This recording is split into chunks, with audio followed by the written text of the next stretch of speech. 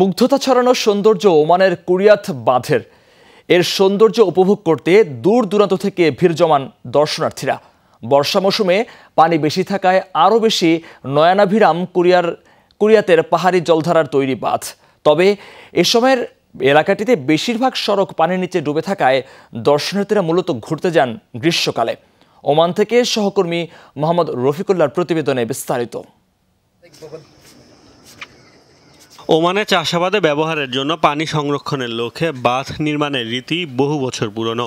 দেশটিতে প্রাচীন যে কটি বাঁধ রয়েছে তার মধ্যে অন্যতম কুরিয়াত ড্যাম। ওমানের সবচেয়ে বড় এই বাঁধের অবস্থান সমুদ্রপৃষ্ঠ থেকে 2000 মিটার উঁচুতে।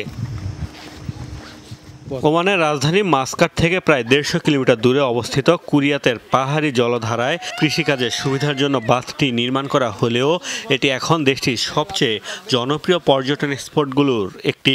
সম্প্রতি সংস্কারের পর এর সৌন্দর্য বেড়েছে আরও।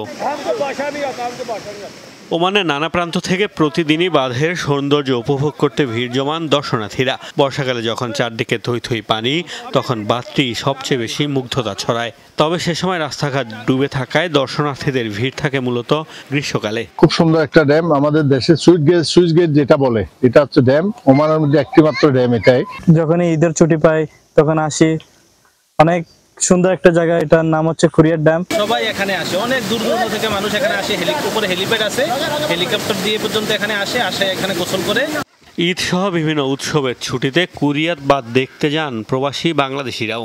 জলাধারায় রয়েছে গোসলের সুযোগও, এজন্য জানতে হবে সাঁতার।